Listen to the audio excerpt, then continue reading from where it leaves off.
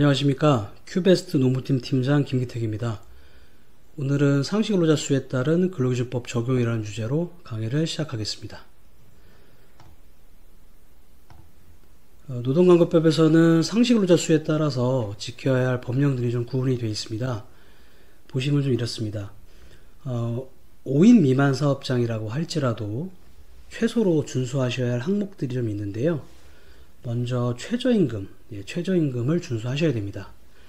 현재 2020년 1월 1일부터 적용하는 최저시급은 8,590원입니다. 전년도 대비 약 2.9% 인상되었죠. 이 최저임금법을 미준수 시에는 3년 이하의 징역 또는 2천만원 이하의 벌금입니다. 반드시 준수하셔야 될 것 같고요. 제가 이렇게 빨간색으로 근로계약서 작성하셔야 된다라고 이제 해놨잖아요. 이 근로계약서 작성은 현재 노동부 근로감독관에게 들어오는 여러가지 진정사건 중에 가장 많은 부분을 차지하는 것이 바로 이 근로계약서 미작성, 미교부라고 합니다. 각각 500만원 이하의 벌금이기 때문에 벌칙조항도 좀 센 벌칙조항이죠. 반드시 근로자를 채용한 후에는 근로 개시 전에 근로계약서를 작성하고 교부까지 하시기를 당부드립니다. 다음은 해고예고라는 항목이네요. 근로기준법상 해고를 하기 위해서는 30일 전에 예고를 하게 되어 있는데요. 예고를 하지 못할 경우에는 30일분의 해고예고 수당을 지급하셔야 됩니다.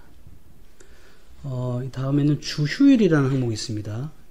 이게 바로 우리가 늘 얘기하는 주휴수당, 즉 한 주에 하루의 유급휴가를 주어야 한다라는 내용인데요.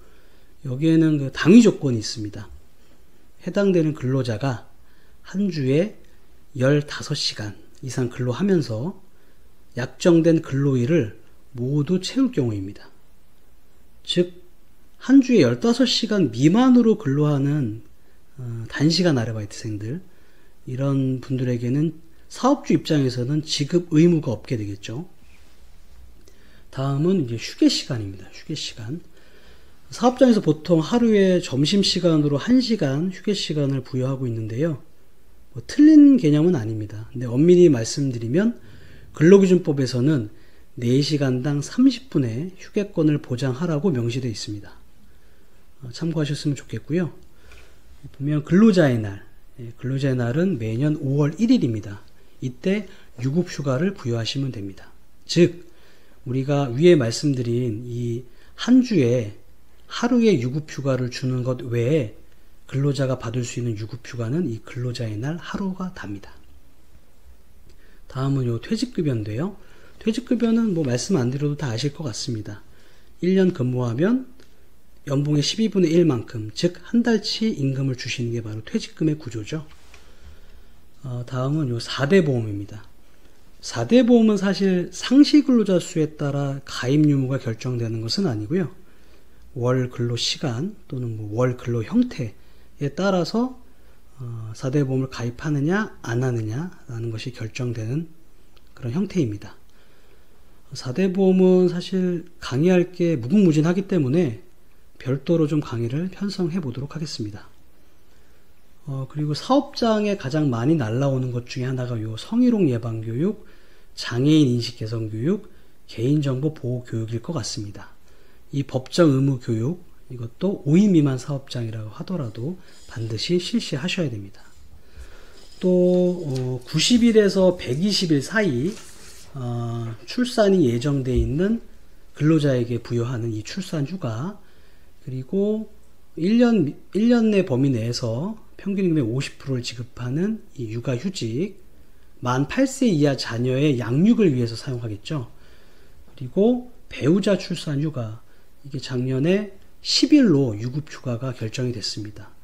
근로자들이 이 사용 청구를 했을 때는 사업주분들께서는 반드시 이 휴가권을 보장해 주셔야 됩니다.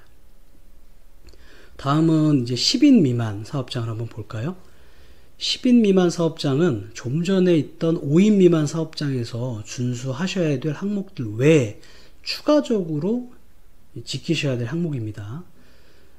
먼저 부당해고 구제라는 게 있네요. 부당해고 구제, 이거는 위에 설명드린 해고예고와는 다른 겁니다. 근로자가 부당하게 해고를 당하면 노동위원회에 구제 신청을 할 수가 있습니다. 이게 바로 5인 이상 사업장부터 신청이 가능하다는 얘기입니다. 즉 반대로 얘기하면 5인 미만 사업장에서 근로자가 부당 해고를 당했다고 하더라도 노동위원회에 구제 신청을 신청할 수 없다는 뜻이 되겠죠. 그리고 휴업수당이 있네요. 휴업수당은 회사의 귀책 사유로 부득이하게 휴업을 할 경우에는 70%의 휴업수당을 주게 되어 있습니다. 그 다음에 이게 중요한 게 요거죠. 연장, 야간, 휴일에 대한 가산수당. 이게 바로 5인 미만 사업장에서는 적용하지 않는 항목인데요. 5인 이상 사업장에서는 50%씩 가산수당을 지급하셔야 됩니다. 즉 소정근로시간 이후에 근로하는 연장근로, 그리고 밤 10시부터 이길 오전 6시까지 근로하는 야간근로, 그리고 휴일에 근로하는 이 휴일근로, 이렇게 근로했을 경우에는 각각 50%씩 가산수당을 지급하셔야 됩니다. 옆에 연차수당도 있네요. 연차수당도 역시 5인 이상 사업장에만 적용이 되는 거고요. 1년 근무하면 15개, 그래서 2년에 1개씩 적치가 되죠. 2018년도 5월 29일 날 이 연차에 대한 법이 좀 개정이 됐습니다. 그래서 신입사원이 만 1년 근무하면 총 26개, 즉 매월 근무했을 때 발생되는 월차 개념의 연차 11개, 그리고 1년 만근되면 발생하는 15개를 합쳐서 26개의 연차 수당을 지급하셔야 된다는 점도 염두에 두셔야 될 것 같습니다. 이 연차 휴가에 대해서는 사실 사업장 이슈가 너무 많기 때문에 이것도 별도의 영상을 통해서 강의를 좀 준비해 보도록 하겠습니다. 다음은 이 주 52시간제, 이게 큰 이슈가 아닐까 생각됩니다. 이미 작년부터 300인 이상 사업장에서는 적용이 되어 있고요. 올해부터는 이제 50인 이상 사업장에서도 적용을 하고 있습니다. 이게 이제 내년부터는 5인 이상 전 사업장으로 이제 확대가 되겠죠. 물론 이제 현재 혼란기여서 6개월 정도는 유예기간도 좀 부여하고, 또 뭐 특별 연장 근로조항 이런 것도 신설해서 개정의 여지가 있긴 좀 한데요. 어찌되었던 현재 법령상으로는 내년 1월 1일부터는 상시근로자 수 5인 이상 사업장에서는 한 주에 12시간 이상씩 연장 근로를 이제 시킬 수는 없습니다. 그 다음에 여기 보시면 뭐 관공서 공휴일의 민간 적용 해서 2년 후인 2022년 1월부터 적용한다라고 있는데요. 이거는 잠시 뒤에 50인 이상 설명드릴 때 다시 한번 설명을 드리겠습니다. 그 다음엔 이제 10인 이상 사업장을 한번 보면, 다른 거는 큰 이슈 아니지만 이 취업규칙 작성, 이게 큰 이슈겠죠. 상시근로자 수가 10인 이상이 되시면 반드시 취업규칙을 만들어서 근로자 의견 청취나 또는 근로자의 동의, 이런 과정을 거쳐서 노동부에 신고하셔야 됩니다. 이 부분도 향후 기회가 되면 취업규칙 작성 요령 및 신고에 관해서 추가적으로 영상을 한번 만들어 보도록 하겠습니다. 다음은 30인 이상 한번 볼까요? 30인 이상. 30인 이상 보면 가장 중요한 게 이걸 것 같습니다. 노사협의회하고 고충처리 제도 운영. 이 노사협의회는 이 근로자 측하고 사용자 측 동수로 최소 3명부터 많게는 10인 이하까지 그렇게 협의체를 구성해서 운영하시면 되는 거고요. 그 다음에 추가적으로 이 채용 절차 공정화 법률도 준수하셔야 되네요. 그 다음에 이제 50인 이상으로 넘어가면 뭐 아까 말씀드렸다시피 주 52시간제, 이게 올해 1월 1일부터 이미 시행이 되고 있고요. 또 장애인 채용이 의무화됩니다. 3.1%의 의무 고용률이 이제 지정이 되어 있는데요. 50인 이상 사업장부터는 장애인도 채용 의무화가 된다. 그 다음에는 이 보건관리자 선임인데요. 이게 기준이 있습니다. 산업위생관리 기사 자격 이상을 취득한 보건관리자를 별도로 선임을 하셔야 됩니다. 그 다음에 아까 말씀드렸던 관공서 공휴일의 민간 적용, 이게 이제 내년 1월부터는 50인 이상 사업장에서 준수하셔야 될 항목인데요. 이게 이제 이렇습니다. 아까 말씀드렸다시피 근로자는 한 주에 하루의 유급휴가 플러스 1년에 하루, 근로자의 날 하루, 이렇게가 원래 적용받던 유급휴가인데요.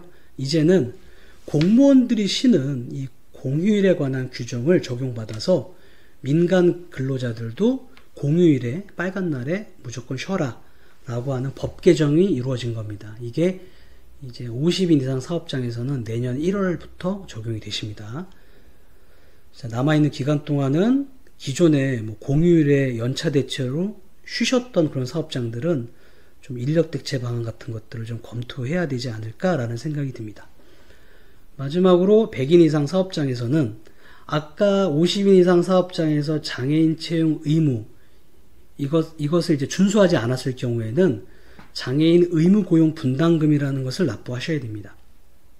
이게 최대 이제 100% 미채용 했을 때는 거의 한 명의 최저임금을 납부하셔야 됩니다. 요것도 100인 이상 사업장에서는 좀 알아두셔야 될 사항 같습니다. 지금까지 이제 구간별로 상시근로자 구간별로 필수적으로 준수하셔야 될 노동관계법령들을 좀 살펴봤는데요. 사실 이 외에도 상시근로자 수에 따른 뭐 노동관계법령이 많습니다. 하지만 오늘은 필수적인 사항만 몇 가지 좀 알아보는 것으로 마무리를 좀 하겠습니다. 다음 영상에서는 더 유익하고 즐거운 노무 이슈로 찾아뵙도록 하겠습니다. 감사합니다.